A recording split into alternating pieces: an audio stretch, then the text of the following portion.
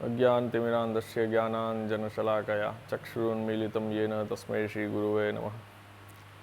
प्रभुनंदकुमारो में स्वामिनी वृषभानुजा कृतार्थोऽहं कृतार्थोऽहं कृतार्थोऽहं न संशयः।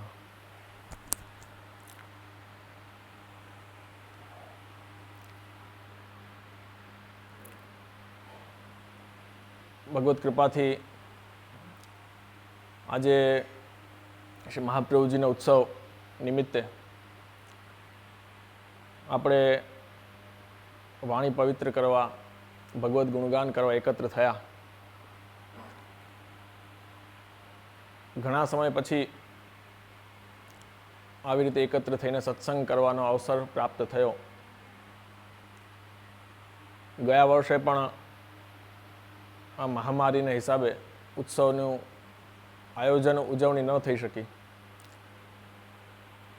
પણ આજે શ્રી મહાપ્રભુજીનો પ્રાગટ્ય ઉત્સવ છે, તો એ નિમિત્તે રસના પવિત્ર થાય અને જે બને ભગવદ્ ગુણગાન, ભગવત સત્સંગ આપણે કરીએ તો જેટલું બને એટલું શ્રી મહાપ્રભુજીનું સ્વરૂપ, શ્રી વલ્લભાધીશનું સ્વરૂપ આપણા હૃદયમાં પધારે અને જીવનો જે જન્મ છે આપણો એ સાર્થક થાય. તો સર્વપ્રથમ તો આપણે સત્સંગમાં આજે, કેમ કે દર વખતે સત્સંગમાં આપણે જે વસ્તુ વાંચીએ છીએ કે જે લઈએ છીએ એને કરતાં વિશેષમાં આજના સત્સંગમાં શ્રી મહાપ્રભુજીનું સ્વરૂપ, શ્રી મહાપ્રભુજીનું પ્રાગટ્યનું તાત્પર્ય, કેમ કે વૈષ્ણવને આપણે સત્સંગ કરતા હોઈએ, પુસ્તકો વાંચતા હોઈએ, ઘણી બધી વસ્તુ આપણને ધ્યાન હોય કે શ્રી મહાપ્રભુજીનું પ્રાગટ્ય કઈ રીતે થયું, શ્રી મહાપ્રભુજીનું પ્રાગટ્ય શું કામ થયું, છતાં પણ એ પ્રાગટ્ય, એ લીલા, એ ચરિત્ર જેટલી વખત આપણે સાંભળીએ, જેટલી વખત આપણે શ્રવણ કરીએ, એટલી વખત અલગ અલગ વિશેષમાં વિશેષ આનંદ પ્રાપ્ત થતો જાય. તો શ્રી મહાપ્રભુજીનું પ્રાગટ્ય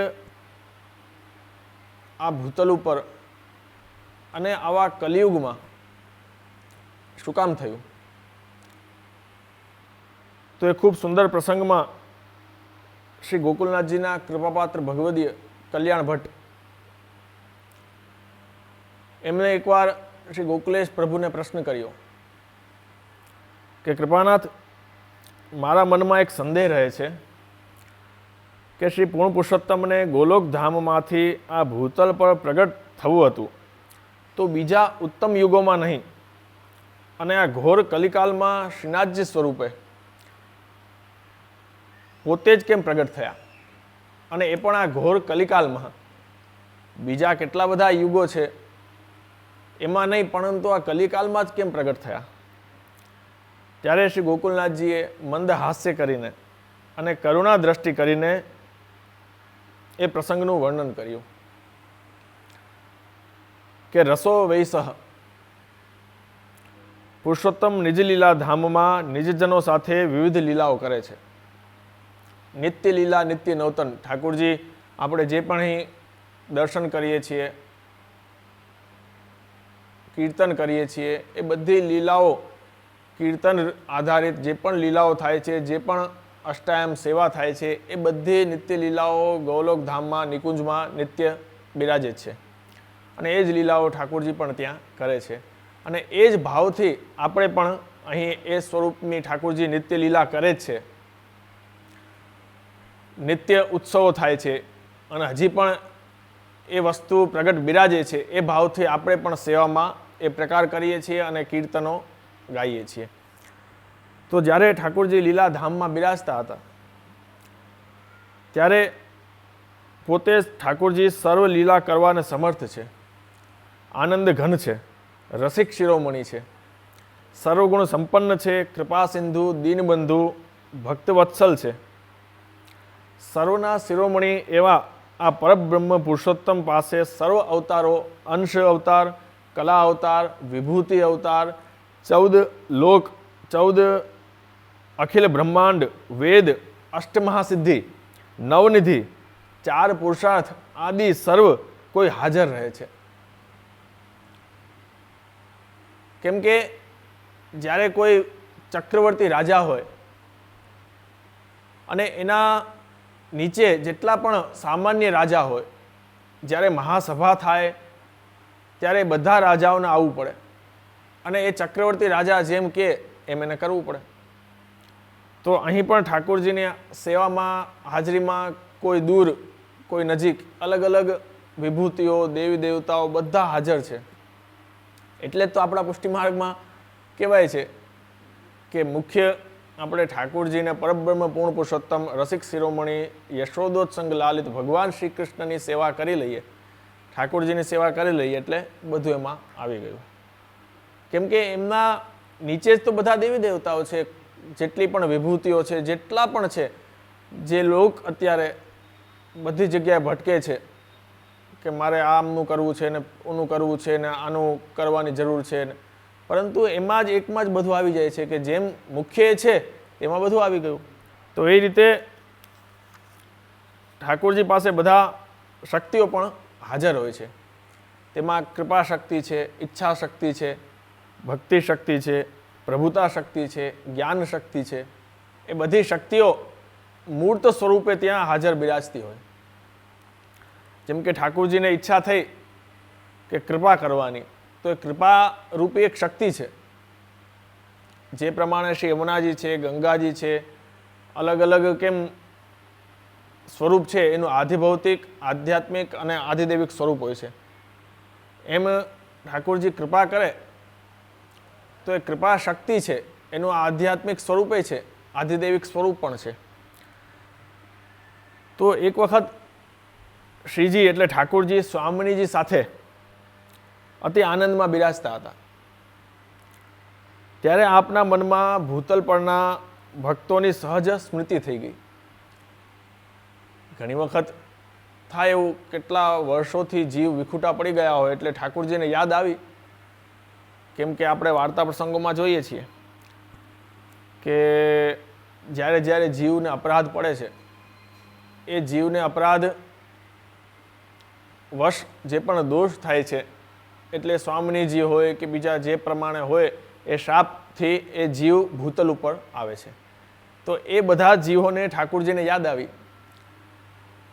એ જીવોની સ્મૃતિ થઈ અને આપના મનમાં એમના માટે કરુણા પ્રગટ થઈ.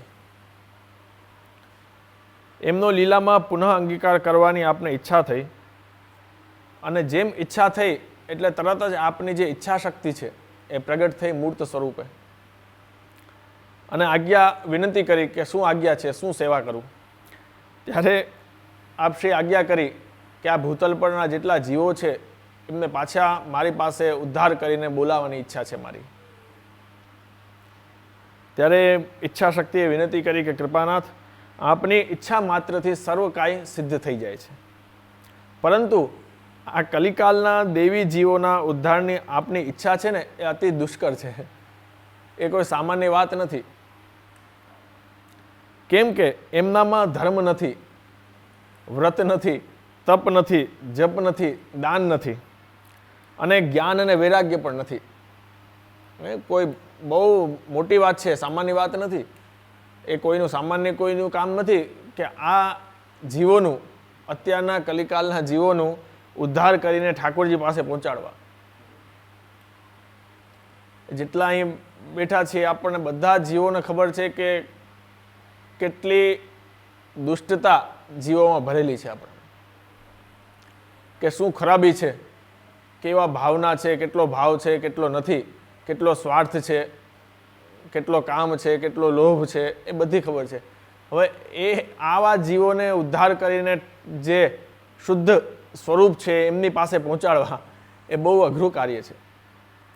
એટલે એમને કીધું કે કૃપાનાથ, આ મારું કાર્ય નહીં. ત્યારે ઠાકોરજીએ પાછો વિચાર કર્યો. પ્રભુએ બધા પોતાના અવતારોને બોલાવ્યા કે જેટલા પણ અવતાર ઠાકોરજીના થયા એ અવતારોને, તો અલગ અલગ એક પછી એક બધા અવતારો આવવા લાગ્યા. તો એ બધા અવતારોએ પણ કીધું કે કૃપાનાથ, અમે બધું કરીએ, આપ આજ્ઞા કરો એ કરી શકીએ, પરંતુ આ કલિકાલના જીવો છે એમનો ઉદ્ધાર કરવો એ અમારું સામર્થ્ય નથી, એ અમે ન કરી શકીએ. એ અવતારોએ સાંભળીને હાથ જોડીને ઠાકોરજીને વિનંતી કરી કે આપના આપેલા સામર્થ્ય વડે અમે ઘણા કાર્યો કરેલા છે, પરંતુ આ કાર્યો અમારાથી થઈ શકે એમ નથી. કેમ કે એ જીવ તીર્થને નથી માનતા, વેદ શાસ્ત્રોને નથી માનતા, જગતમાં બધાને મિથ્યા માને છે, ધર્મ કર્મને પણ નથી માનતા. એ જીવ ઘણા અધમ બની ગયા છે. અને એવું છે કે પ્રભુ પૃથ્વીના રજકણો, આકાશના તારા અને સમુદ્રના જલબિંદુઓ ગણાય તો પણ એમના દુષ્કૃત્યો, એના દોષો ગણાય એવા નથી. અને એટલે જ કીર્તનમાં પણ આપણે આવે છે, હા, हाँ, जितनी रवि छाया की कणिका तितने दोष हमारे, जितनी रवि छाया की कणिका तितने दोष हमारे, शरण आए सोई तारे. હા, એટલે એટલા બધા દોષ છે કે ગણી નથી શકાતા. પરંતુ શ્રી મહાપ્રભુજી ગુસાઈજી માટે પદ કે પરંતુ આપની કૃપા એવી છે, ગુસાઈજીની શ્રી મહાપ્રભુજીની કૃપા એવી છે કે કેટલા પણ દોષ હોય છતાં પણ એમના શરણમાં, એમના ચરણમાં આપણે જઈએ મનથી, ભાવથી, કે જીવ દુષ્ટ છે, દોષથી ભરેલો છે, એમના ચરણમાં એવો પ્રતાપ છે કે દરેક દોષને બાળીને ભસ્મ કરીને ઠાકોરજીની નિકુંજ લીલામાં જીવને પ્રાપ્તિ કરાવે છે.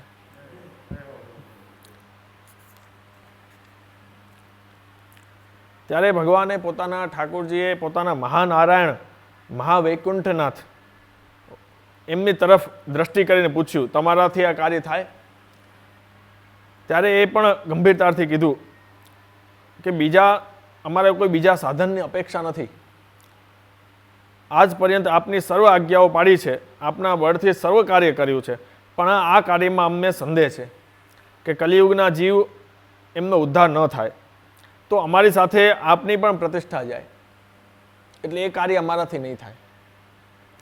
હવે પ્રભુની જે કૃપા શક્તિ છે એમની સ્મૃતિ ઠાકોરજીને થઈ. તરત જ એ સ્વરૂપાત્મક બનીને સન્મુખ ઊભા રહીને ઠાકોરજીએ સૂચક દ્રષ્ટિ કરી. ત્યાં તો કૃપા શક્તિએ નમ્રતાથી પ્રત્યુત્તર આપ્યો કે કૃપાનાથ, હું તો આપની આજ્ઞાકારિણી છું. મને વિશ્વાસ છે કે આપના પ્રતાપ બલથી આ આજ્ઞાનું પાલન થશે. મારા માટે કોઈ કાર્ય અશક્ય નથી, એ આપની કૃપાથી, કેમ કે કૃપા શક્તિ છે. અને આ સાંભળતા જ ઠાકોરજી પ્રસન્ન થયા. પ્રસન્નતાથી આજ્ઞા આપી ત્યારે કૃપા શક્તિએ દંડવત કરી અને ભૂતલ પર પધારવાની તત્પરતા દર્શાવી. અને શ્રી ઠાકોરજી આજ્ઞા કરી કે આ કાર્ય તમે કરશો જ, એમાં સંશય નથી, પરંતુ તમને અહીંથી મોકલતા એ મને ગમતું નથી, કેમ કે ઠાકોરજીને એટલે પ્રિય. ત્યારે કૃપાશક્તિ પરમ હર્ષિત થઈને વિનંતી કરે છે કે પ્રાણનાથ, આપ મારી સાથે ભૂતલ પર પધારો. નિકુંજ નાયક શ્રી ગોવર્ધનધર શ્રી ઠાકોરજીને પણ વિનંતી કરે છે કે આપ પણ મારી સાથે ભૂતલ પર પધારો. અને શ્રીજીએ પણ એ લીલા, સમગ્ર લીલા પરિકર સહિત આ ભૂતલ ઉપર, આ વ્રજમાં પધારવાની સંમતિ આપી. ત્યારે એ વિનંતી કરી કે પ્રભુ, મારું કાર્ય હવે સરળ બની ગયું. આપના પ્રાગટ્યથી સંસાર ધન્ય થઈ જશે, દુષ્ટ જીવો ધર્માત્માથી અધિક બનશે. આપના સ્વરૂપના અને લીલાઓના દર્શનથી જીવો કૃતાર્થ થઈ જવાના છે. અને આખું ગોલોકધામ પ્રગટ થાય જે અત્યારે વ્રજમાં બિરાજે છે. આખું ગોલોકધામ શ્રી યમુનાજી, શ્રી ગિરિરાજજી, વ્રજ ભક્તો સહિત પ્રગટ થાય તો એ કેટલા પણ દુષ્ટ જીવો હોય એનો ઉદ્ધાર થઈ જવાનો છે. ત્યારે જ્ઞાન શક્તિ પ્રગટ થયા એ જ સમયે. હવે જ્ઞાન છે એ અલગ અલગ તર્ક થાય, જ્ઞાન જ્યાં આવે એટલે તર્ક આવે. જ્ઞાન શક્તિ પ્રગટ થયા અને એમમાં એક સંદેહ થયો કે કૃપાનાથ, આપ પણ સમગ્ર પરિકર સહિત જો ભૂતલ ઉપર પધારશો તો જે અધમ જીવો છે જેને આપે ઉદ્ધાર નથી કરવાના એનો પણ ઉદ્ધાર થઈ જશે. તો પણ આ પછી આ સંસાર ચાલશે કેમ? જેટલા દેવી દેવતાઓ આવી જશે બધાનો ઉદ્ધાર થઈ જશે તો પછી આપને આ સંસાર ચલાવવાનું જે વિચાર્યું છે સંસાર ચાલશે જ નહીં. બધા આપની સેવામાં લાગી જશે અને બધાનો ઉદ્ધાર થઈ જશે. ત્યારે આપણે આજ્ઞા કરી કે માયા શક્તિ, માયાને પણ પ્રગટ કરવાની છે કે જે જીવોમાં માયા પ્રવેશ કરશે, જે દુષ્ટ જીવો છે એમને ઠાકોરજીમાં ચિત્ત નહીં લાગે અને ફક્ત જે દેવી જીવો છે એનો જ ઉદ્ધાર થશે. એટલે જ આવે છે કે ભક્તિ સુંદરીને માયા દાસી બે મૂર્તિ પ્રગટાવી, એમ તેમાં પહેલી નખશિક સુભગા શ્રી હરિને મન ભાવી. એટલે ભક્તિ તો પ્રગટ થઈ, દરેક જીવોમાં ભક્તિ છે, પરંતુ જ્યાં માયા લાગી જાય છે, જ્યાં માયા લાગી જાય છે ત્યાં ઠાકોરજી ભૂલાઈ જાય છે. એટલે ઉદ્ધારમાં પછી વાર લાગે છે. એટલે માયાને દૂર કરીએ એ બહુ જરૂરી છે. પણ માયાથી છૂટવું એ જ સૌથી અઘરી વસ્તુ છે.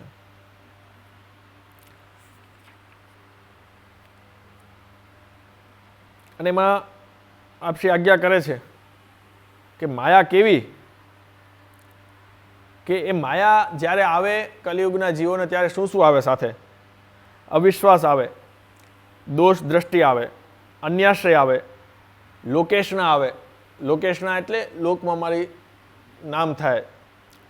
એટલે જ તો આપણે સેવા કરીએ, કોઈ ભેટ લખાવે એટલે કે ભાઈ મારું શું નામ આવશે, એ લોકેશના છે.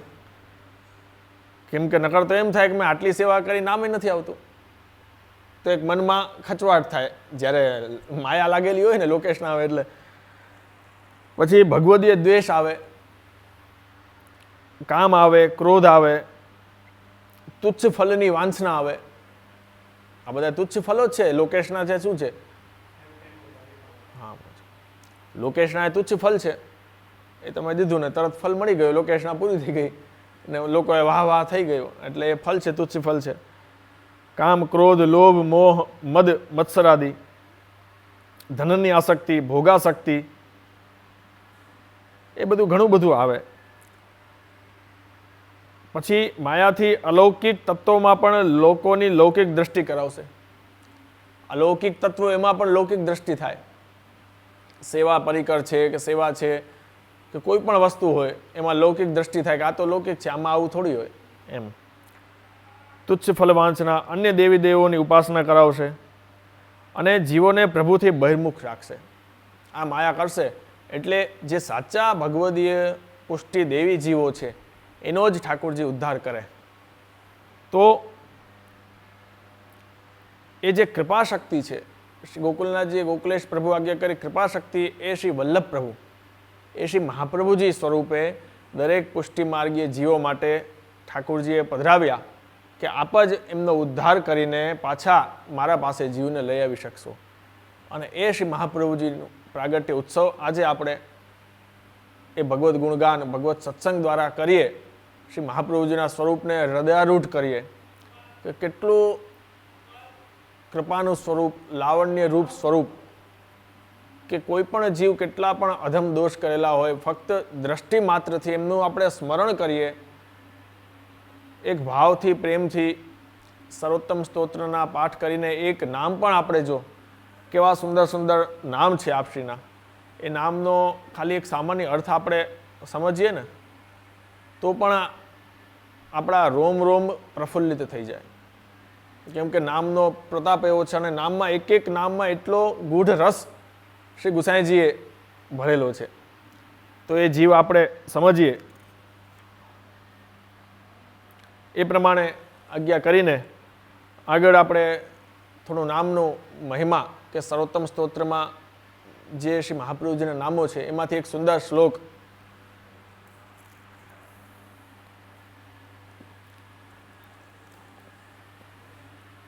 સમજાણો ને નિલેશભાઈ.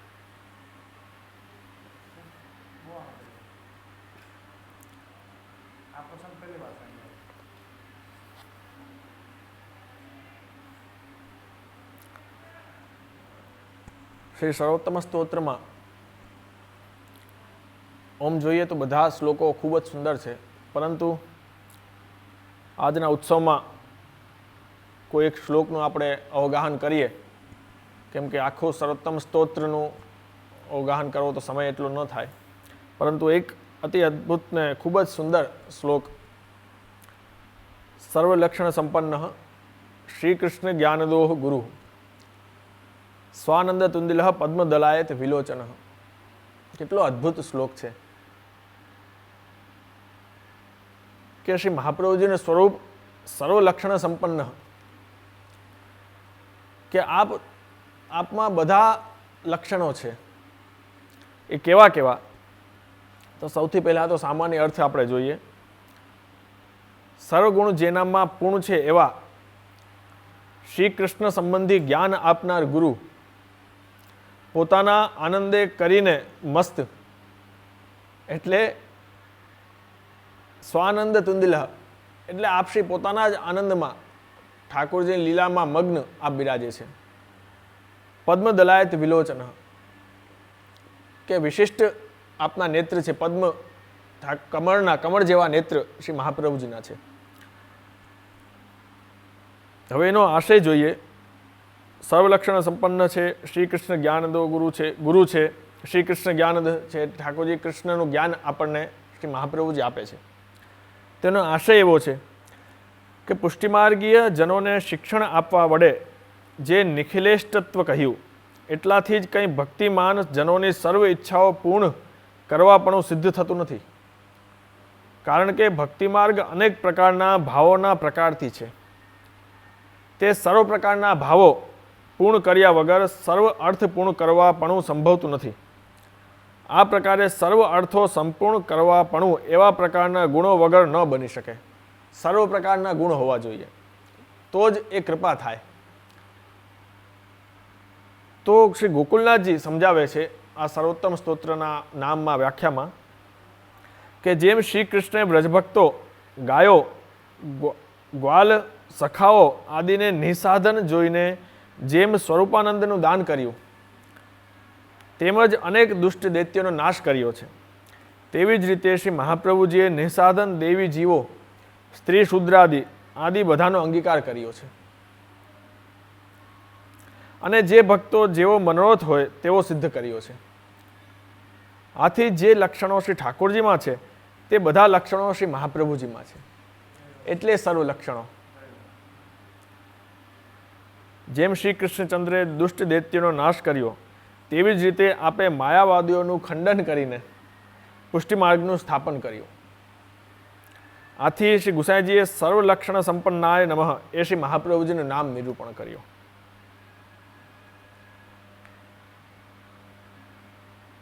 પછી આપશ્રી બધા લક્ષણો દાન, દયા, ઉદારતા બધા લક્ષણોથી યુક્ત છે. તે ઉપરાંત ભક્તિ માર્ગના જે લક્ષણો શ્રીમદ ભગવદ્ ગીતામાં ભગવાને ગણી બતાવ્યા, તે બધા લક્ષણો શ્રમ, દમ, દ્વેષ, સહિષ્ણુતા, ક્ષમા, સંતોષ, પવિત્રતા, પ્રભુ ચરણમાં આસક્તિ આપશ્રીમાં બિરાજેલા છે.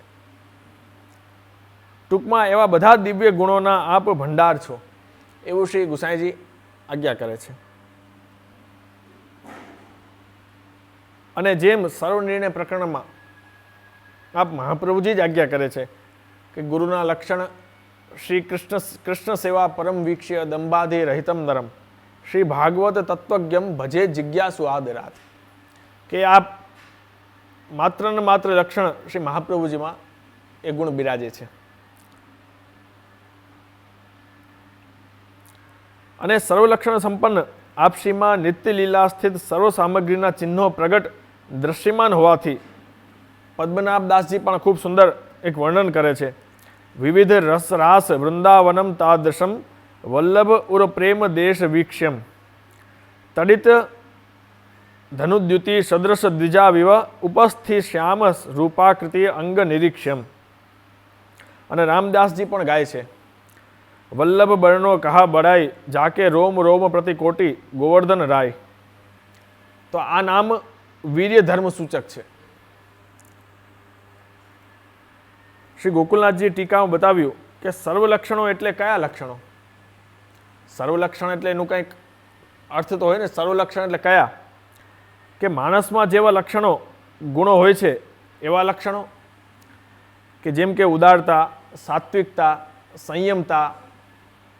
પછી તો બતાવે છે કે ના, શ્રી મહાપ્રભુજી તો સાક્ષાત ભગવત સ્વરૂપ છે.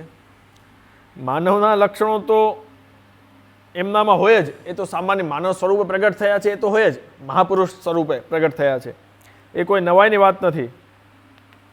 પરંતુ અહીં તો મહાપ્રભુજીના 3 લક્ષણો બતાવેલા છે: હરિત્વ, ગુરુત્વ અને ભક્તત્વ. 3 હરિત્વ, ગુરુત્વ અને ભક્તત્વ, 3 લક્ષણો.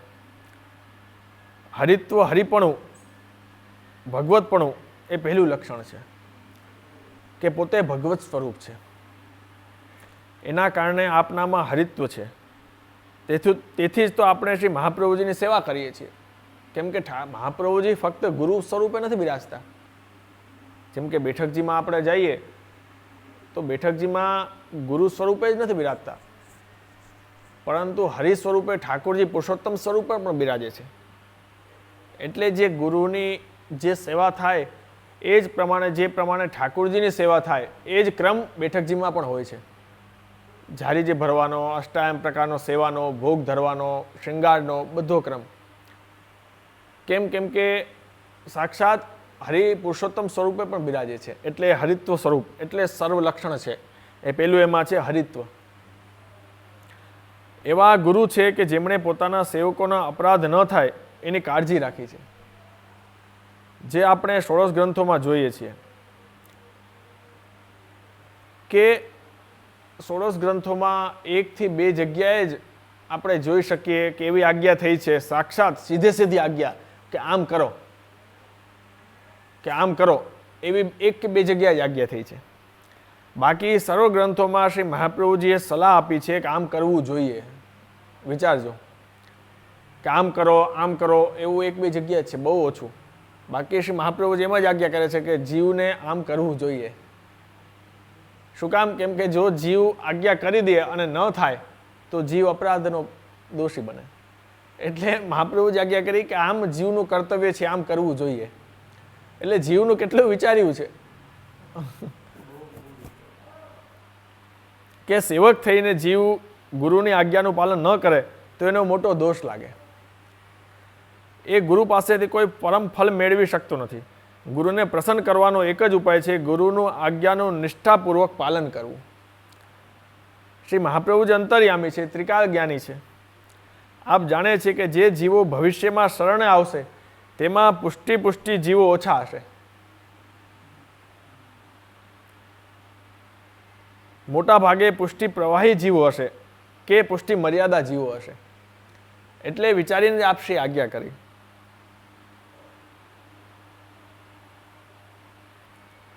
શ્રી મહાપ્રભુજી એટલે જ પુષ્ટિ પ્રવાહ મર્યાદા ભેદ ગ્રંથમાં બહુ સુંદર આજ્ઞા કરી કે આજના જે જીવો છે એ કેવા થશે. આગળના જીવો છે, પ્રવાહી જીવોનું એક લક્ષણ બહુ સરસ બતાવ્યું આપે કે તેઓ ક્રિયારત એટલે કેવલ ક્રિયા કરી જાણવાવાળા હોય. આજના ઘણા બધા જીવો એવા છે કે ફક્ત ક્રિયા કરીને સેવા કરે, સત્સંગ કરે, જે પણ કરે ખાલી ક્રિયા, બસ થઈ ગયું, થઈ જવું જોઈએ. હું પાઠ કરું છું તો બસ રોજનો નિયમ છે મારે થઈ જવું જોઈએ. ઘણા જ કહેતા હોય મેં આટલા પાઠ થઈ ગયા, આટલા થઈ ગયા, આટલા થઈ ગયા, પરંતુ એ મનથી આપણે ભાવ નથી થતો. ખાલી નિયમ છે, ક્રિયા છે કે બસ ઓહો મેં તો આજે 11 વખત પાઠ કરી લીધા, તો એનો તાત્પર્ય નથી. એ પ્રવાહી જીવના લક્ષણ બતાવ્યા છે.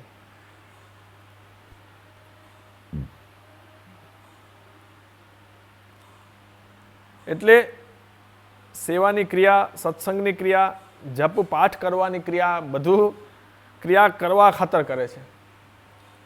ભાવથી નથી કરતા, સમજથી નથી કરતા, દેખાદેખી કરે છે. આજે આપણે જોઈએ છીએ કે સેવાની ક્રિયા જ મોટે ભાગે થાય છે, ખાલી ક્રિયા જ થાય છે, પૂરી સમજણ પણ નથી. અને આ પુષ્ટિ જીવો ભાવપૂર્વક બધું કરે છે. હકીકતમાં જે પુષ્ટિ જીવો હોય છે, શુદ્ધ પુષ્ટિ જીવો હોય છે, એ ભાવથી કરે છે.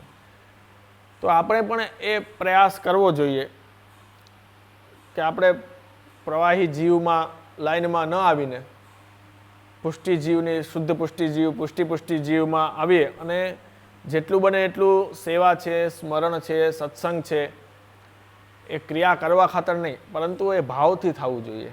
તો જ સાચો એનો મતલબ છે.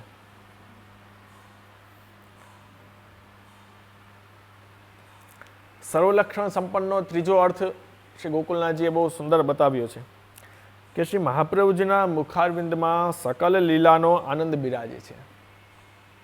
શ્રી મહાપ્રભુજીના મુખારવિંદમાં સકલ લીલાનો આનંદ બિરાજે છે. આપના હૃદયમાં સકલ લીલાની ભાવ સંપત્તિ બિરાજે છે. લક્ષણ એટલે ચિહ્ન. કોઈ કે તમારામાં એ લક્ષણ નથી. લક્ષણ એટલે એ ચિહ્ન કે દેખાવું વસ્તુ.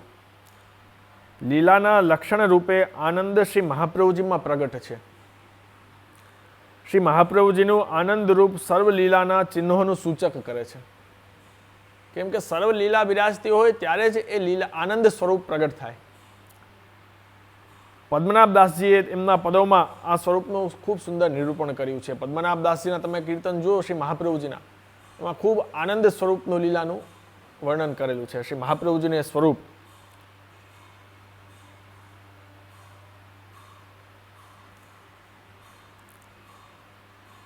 જેમ શ્રી રામચંદ્રજીએ કૌશલ્યા માતાને પોતાના રોમ રોમોમાં સકલ વિશ્વના દર્શન કરાવ્યા હતા. એટલે સર્વગુણ જે છે ને શ્રી મહાપ્રભુજીમાં, કે દરેક અવતારોમાં જે ગુણો છે એ બધા ગુણો શ્રી મહાપ્રભુજીમાં છે, જે ઠાકોરજીમાં છે, શ્રી રામચંદ્રજીમાં છે, એ બધાને જો આપણે સરખાવીએ તો બધા ગુણો છે. તો જો એ જ પ્રમાણે શ્રી મહાપ્રભુજીએ પોતાના રોમ રોમમાં ભક્તોને કરોડો કરોડો શ્રી ગોવર્ધનનાથજીના સ્વરૂપના દર્શન કરાવ્યા છે. કે વાર્તા પ્રસંગમાં છે જ કે રોમ રોમમાં દર્શન થાય છે. માટે શ્રી મહાપ્રભુજી સર્વ લક્ષણ સંપન્ન છે.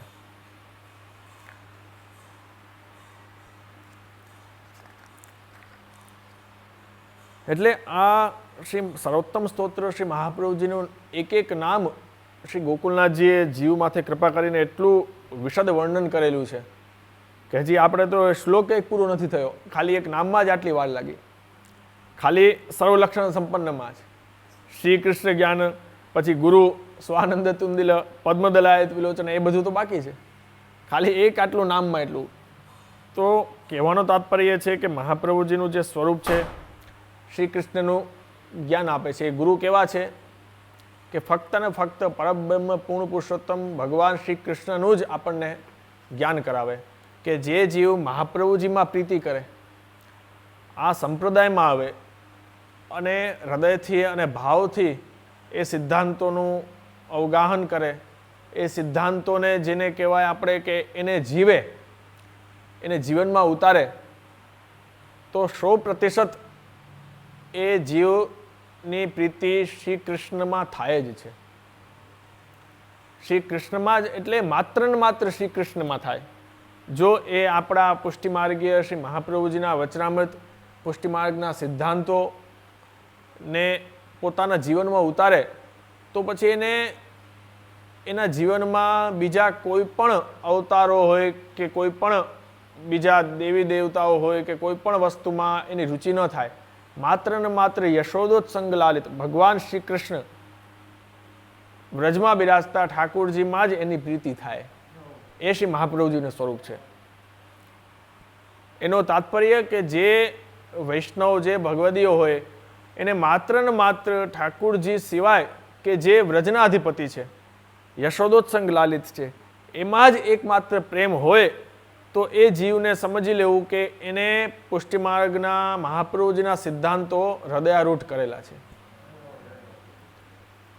એટલે ઠાકોરજીની પ્રીતિ, કૃષ્ણમાં પ્રીતિ થવી બહુ અતિ આવશ્યક છે. કેમ કે મહાપ્રભુજીનું ધ્યેય આપણે જેને કહેવાય કે મહાપ્રભુજીની ઈચ્છા, મહાપ્રભુજીનો જે પરિશ્રમ છે એ શેના માટે હતો? મહાપ્રભુજીનો પરિશ્રમ શેના માટે હતો? માત્ર ને માત્ર એક જ કે જે પણ દેવી જીવો છે એને પાછા જે ઠાકોરજીમાં પ્રીતિ કરાવી.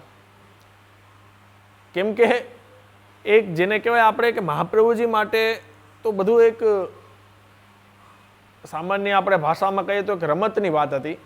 આપ તો સર્વ સામર્થ્ય છે જીવને ઠાકોરજી પાસે પહોંચાડવા, પરંતુ એક વ્યવહારિક રીતે આપણે જોઈએ તો શ્રી મહાપ્રભુજી માટે કાર્ય બહુ કઠિન આપણને લાગે કે કોઈ પણ વસ્તુ પ્રેમ કર્યા વગર, પ્રીતિ કરાવ્યા વગર કોઈની પાસે લઈ જવું. સમજ્યા? બહુ ઝીણી વસ્તુ છે આ સમજવાની. કે તમને આ ભાઈ પ્રત્યે પ્રેમ જ નથી, તો હું તમને કઈ રીતે આની પાસે લઈ જઈ શકું? બહુ મહા મુશ્કેલે તમે આવો, પણ મારે આમના માટે તમારી અંદર પ્રેમ પ્રગટ કરાવવો પડે. તો મહાપ્રભુજી માટે એક ચુનૌતી જેને કહેવાય આપણે કે દરેક જીવમાં એ ઠાકોરજી માટે પ્રેમ પ્રગટ કરાવો. તો મહાપ્રભુજી એ કાર્ય આપે પરિશ્રમ લઈને કે દરેક ભક્તિ માર્ગીય જીવો છે, દેવી જીવો છે, એના હૃદયમાં ઠાકોરજી માટે પ્રેમ પ્રગટાવ્યો. અને એ અત્યારે જ આપણા દરેક જીવોમાં પ્રેમ છે કે આપણે આ ઉત્સવ ઉજવીએ, ઠાકોરજીનો જન્માષ્ટમી મહોત્સવ ઉજવીએ, મંદિરોમાં હવેલીમાં દર્શન કરવા જઈએ, ઘરે ઠાકોરજી પધરાવીને સેવા કરીએ, તો એ પ્રેમ છે. તો એ પ્રેમ શ્રી મહાપ્રભુજીની કૃપાથી જ છે. એટલે શ્રી કૃષ્ણ જ્ઞાન દો કે ઠાકોરજી કૃષ્ણ માત્ર કૃષ્ણનું જ જ્ઞાન આપણને આપે છે અને એમાં જ પ્રેમ થાય એવું આપ કૃપા કરે છે.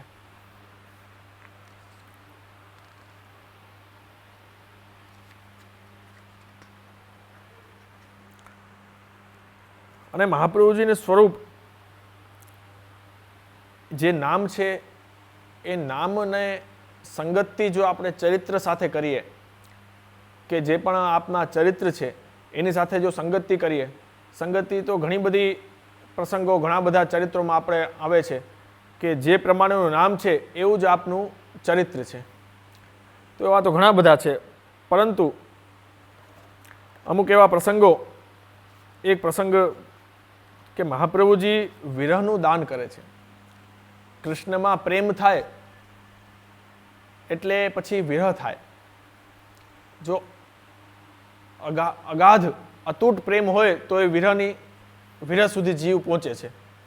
અને પુષ્ટિમાર્ગનું મુખ્ય જો જેને ફલ આપણે કહી શકીએ તો માત્ર ને માત્ર શું છે?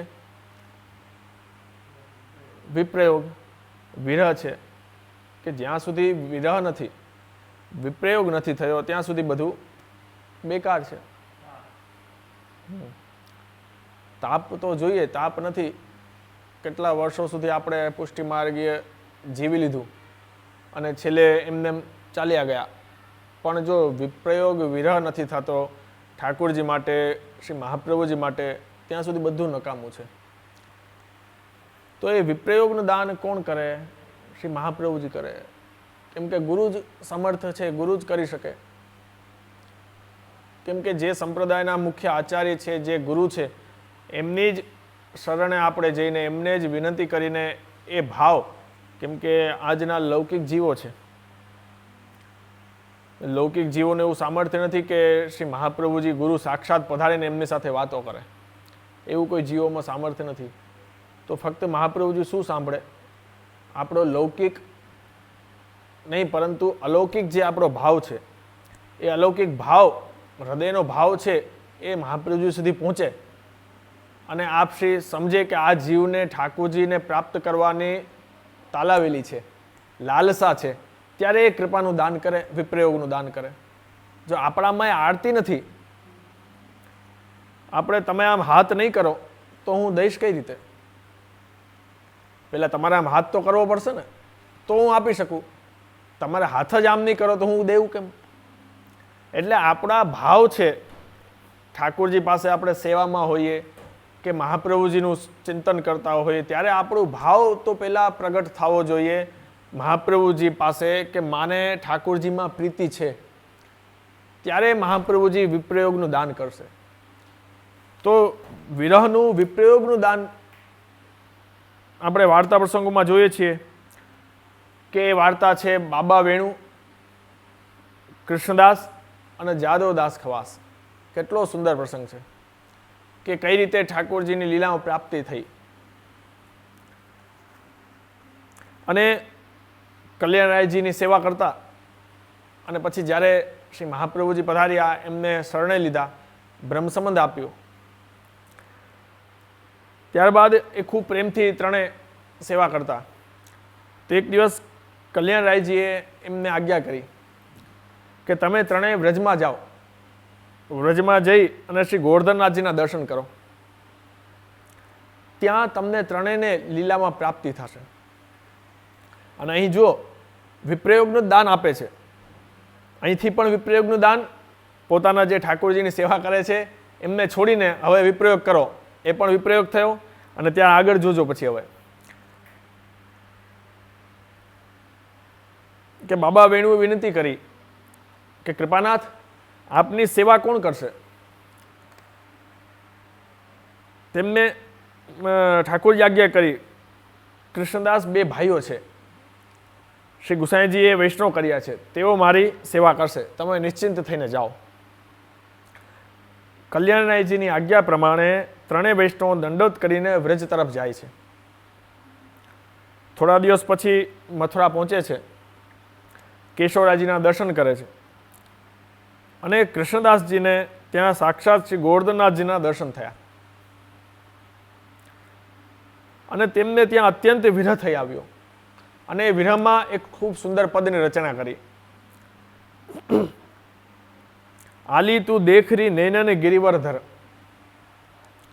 સહચર કહતી દ્વિતીય સહચરીસો, પ્રેમ મુદિત પ્યારી રાધાવર, ભૂષણ ભૂષિત અંગ મનોહર, બસન મનોહર કનક કાંતિહર, ચિતે ચિત હરત વિશ્વ જીવતીન કે સર્વસુ દેત કર કમલ કર, ઉપમા કહા દેવું કો લાયક, બરનો કહા કિશોર વેશ બરુ, સુરતી અંત લટકત બ્રજ આવત, કૃષ્ણદાસ બડભાગ કલ્પતરુ. અને આ પદમાં કૃષ્ણદાસજીએ બાબા વેણુને સંબોધીને પદ ગાયું છે. એ લીલાનો સંબંધ કે બાબા વેણુ લીલામાં કૃષ્ણદાસના સહચરી સખી છે, તેથી તેમણે આલી એવું સંબોધન કર્યું અને આ સ્વરૂપ જ્ઞાન થયું ત્યારે જ કૃપા થાય. કેમ કે એને જવાનો સમય હવે આવી ગયો છે, ઠાકોરજીનો વિરહ થયો છે. એ સ્વરૂપ જ્ઞાન થાય ત્યારે વિરહ થઈ જાય. આપમેળે એ જ વાત પાછી આવી કે જ્યારે સ્વરૂપ જ્ઞાન નહીં થાય ત્યારે વિરહ નહીં થાય. કોઈ વ્યક્તિની યાદદાસ્ત ચાલી ગઈ હોય, ભૂલી ગયો હોય અને એને કાંઈ તકલીફ થઈ હોય અને ઘરે બેઠો હોય, યાદદાસ્ત ચાલી ગઈ હોય, તો એને તો કોઈ વિરહ થવાનો જ નથી. તારો મિત્ર હોય ને એની યાદદાસ્ત ચાલી ગઈ હોય તો એને તને યાદ આવશે? તારી યાદ નહીં કરે, કેમ કે એને યાદ શક્તિ જ નથી એનામાં. તો આ જ્યારે આપણા જીવોમાં એ વિરહ થશે, એ જીવોમાં વિરહ થશે, સ્વરૂપ જ્ઞાન થશે, હા સ્વરૂપ જ્ઞાન થશે ત્યારે જ એ વિરહ થશે. એક વાત પાકી થઈ કે જ્યાં સુધી સ્વરૂપ જ્ઞાન નથી ત્યાં સુધી વિરહ નથી. તો એ સ્વરૂપ જ્ઞાન થવું અતિ આવશ્યક છે. હવે કેમ થાય? એ ગુરુની કૃપા થયેલી જ છે. બ્રહ્મ સંબંધ મંત્ર આપણને આપેલો જ છે. ગદ્ય મંત્ર છે એ સ્વરૂપને જાણવાનો જ છે અને જણાવે જ છે. આપણે એનું અવગાહન કરીએ, સ્મરણ કરીએ, નિત્ય એનું સ્મરણ કરીએ, એમાં બતાવેલું છે સ્વરૂપ જ્ઞાન આપમેળું જીવને થવાનું જ છે કે આપણે શું સ્વરૂપ છીએ, હકીકતમાં ક્યાંથી આવ્યા છીએ, શું છે એનું આપણે અવગાહન કરીએ તો આપમેળા ઠાકોરજીની કૃપા, મહાપ્રભુજીની કૃપાથી આપણને સ્વરૂપ ખબર પડી જશે કે આપણે કોણ છીએ, ક્યાંથી આવ્યા છીએ, તો તરત વિરહ થઈ જશે. તો એ કહે છે કે તેઓ કહે છે કે નેત્રોથી શ્રી ગિરિવરધરનું રૂપ સ્વરૂપ નિરખો. આ આંખોને જ્યાં ત્યાં ભટકવા દેશો નહીં. આપણી આંખો ગમે ત્યાં ભટકે છે, પરંતુ શ્રી પ્રભુ રાધાવર છે, તેમના નેત્રો સાથે આપણા નેત્રોને જોડી રાખવામાં જ નેત્રોની સાર્થકતા છે.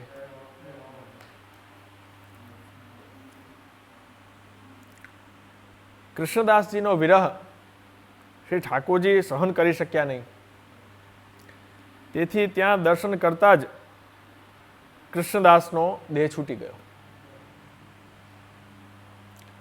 અને ત્યારબાદ બાબા વેણુ અને જાદવદાસ એ બે એમનો અગ્નિ સંસ્કાર કર્યો. પછી બંને શ્રી ગિરિરાજજી ગયા. ત્યાં આપશ્રીએ તેમને શ્રીનાથજીના દર્શન કર્યા. શ્રીનાથજીની સન્મુખ બાબા વેણુએ કીર્તન ગાયું. શ્રીનાથજીના કંઠમાંથી પુષ્પમાળા સરકી ગઈ.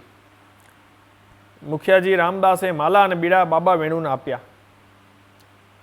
કેમ કે માલાજી છે એ આપવામાં આવે, કેમ માલા છે એ ભક્તોનું સ્વરૂપ છે અને એ ભક્તોનું સ્વરૂપથી જ કૃપાનું દાન, વિરહનું દાન થાય છે. કેમ કે એટલે જ પુષ્ટિમાર્ગ અત્યારે જે ક્રમ છે શ્રી ગુસાઈજીએ કરેલો, આપણે પહેલાં પણ વાત થઈ હતી કે વલ્લભકુલ બાળકો રાજભોગના દર્શન બાદ માલાજી ધરાવવામાં આવે, કેમ કે ઠાકોરજીની સેવામાંથી અનસરોમાં દૂર જાય છે, ત્યારે વિરહ થાય. એ ભક્તોનું સ્વરૂપ છે માલાજી, એટલે એ બિરાજે તો વિરહનું દાન થાય. કેમ કે અનવસર છે, અવસર નથી, ઠાકોરજીથી દૂર જવામાં આવે છે, એટલે માલાજી અહીં બિરાજતા હોય ઉપર બેઠકમાં કે આપણા કક્ષમાં, તો એ ભક્તોનું સ્વરૂપ છે, એટલે આપણને વિરહ થાય એ ભાવથી. જાદવદાસે તેમના અગ્નિ સંસ્કાર કર્યા, કેમ કે બાબા વેણુએ પણ પ્રાણ ત્યાગ કર્યા. બાબા વેણુ પણ ઠાકોરજીના શ્રીનાથજીના દર્શન કરી નીચે ઉતર્યા એટલે પ્રાણ ત્યાગ થઈ ગયો.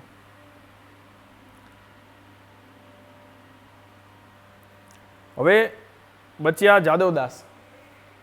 તેમણે વિચાર કર્યો કે હવે મારો અગ્નિ સંસ્કાર કરનાર કોઈ નથી, બીજા વૈષ્ણવ મારો અગ્નિ સંસ્કાર કરે તેમની સેવા છૂટે, મારે વૈષ્ણવને શ્રમ કરાવવો જોઈએ નહીં. તેમણે પોતાનો અગ્નિ સંસ્કાર માટે સૂકા લાકડા વીણી ભેગા કર્યા અને ચિતા બનાવી એમાં પોતે જ બેસીને પોતાનો અગ્નિ સંસ્કાર પોતે કર્યો. હવે ઘણાને વિચાર આવે કે પુષ્ટિમાર્ગમાં તો આ રીતે આપણે કરીએ, કોઈ પોતે જ આત્મહત્યા કરે તો એ ખોટું કહેવાય. વિચાર આવે વાર્તા કરે તો એનો શું જવાબ છે? આનો આશય એવો છે અમારા વિચાર પ્રમાણે કે એ આ આત્મહત્યા ન કહેવાય. કેમ કે જે ભગવદીય જીવો હોય, જેને કહેવાય ને ઈચ્છા, પોતાની ઈચ્છાથી એ પ્રાણ ત્યાગી શકે, તો એમને એટલો વિરહ થયો કે પોતાને જ ખબર છે કે હવે મારો પ્રાણ જવાનો છે, એટલે લાકડા એ પોતે ચિતા સળગાવીને પ્રાણ ગયા એવું નથી, એનો પ્રાણ ત્યારે જ પોતે પ્રાણ જાય છે, પછી એ આગ લાગે છે એમને. એટલે પ્રાણ ચાલ્યા જાય છે એની ઈચ્છાથી જ વિપ્રયોગ એટલો થાય છે કે પ્રાણ ચાલ્યા જાય છે, પછી આગ લાગેલી હોય છે ત્યારે એમનો અગ્નિ સંસ્કાર થાય છે. એટલે એ ભગવદીઓને પોતાને ખબર જ હોય છે કે હવે સમય આવી ગયો છે, એટલે એ પ્રમાણે પોતે પણ ભગવદ લીલામાં પ્રાપ્ત થાય છે. તો કહેવાનો તાત્પર્ય એ છે કે મહાપ્રભુજીનું સ્વરૂપ એ ભક્તોને વિરહ દાન કરે છે. જોકે આ વાર્તામાં એ ત્રણેય જે ભગવદીઓ છે શ્રી ગુસાઈજી પાસે પછી જાય છે, ઠાકોરજીને કલ્યાણજીને કરીને આજ્ઞા કરે ઠાકોરજી કે તમે જાઓ વ્રજમાં, ત્યારે ગુસાઈજીના દંડવત કરે છે, પરંતુ એ જીવ તો શ્રી મહાપ્રભુજીના હતા, બ્રહ્મ સંબંધ મહાપ્રભુજીએ આપેલો હતો. એટલે આજનો જે આ પ્રસંગ મહાપ્રભુજીનો જે આપણે નામનું અવગાહન કર્યું, એ ચરિત્ર સંગતિ માટે આ પ્રસંગનું આપણે આજે અવગાહન કર્યું. બાકી તો શ્રી મહાપ્રભુજીનું સ્વરૂપ અગાધ છે, આપણે એનું વર્ણન કરી નથી શકતા. જીવનું કોઈ સામર્થ્ય નથી કે જેટલી વાર આપણે બેસીએ સત્સંગ કરીએ એટલી વાર શ્રી મહાપ્રભુજીનું સ્વરૂપ નવું આપણને દર્શન થતા જાય. પણ સામાન્ય જીવનું, કેમ કે લૌકિક દેહ છે, એનું સામર્થ્ય નથી કે આપણે એ ધારણ કરી શકીએ. તો આજના ઉત્સવમાં આપણે જેટલું બને એટલું આ અવગાહન થયું એ ખૂબ જ જીવને ભાગ્યની વાત છે કે આપણે આ મહાપ્રભુજી ઉત્સવમાં આવા કલિકાલમાં કે જ્યાં એવો સમય આવ્યો છે કે ફક્ત ને ફક્ત જીવ માથે એવી ચિંતા, એવું ટેન્શન કે પ્રભુનો વિરહ કે પ્રભુનો વિપ્રયોગ નથી થતો, પરંતુ પોતાનું શું થશે, આ સમય સમાજનું શું થશે, આ દુનિયાનું શું થશે, એવી ચિંતાઓ લોકોને ઘેરે છે. તો એવા સમયમાં આ શ્રી મહાપ્રભુજીના ઉત્સવમાં આપણને ઠાકોરજીનું, મહાપ્રભુજીનું સત્સંગ કરવાનો, આપણે રસના પવિત્ર કરવાનો લાભ પ્રાપ્ત થયો, એ પણ શ્રી મહાપ્રભુજી અને શ્રી ગુરુની કૃપા જ છે. તો આજના દિવસમાં આ સત્સંગને અહીં જ વિરામ કરીને ઠાકોરજીને ચરણાવે વિનંતી કરીએ છીએ.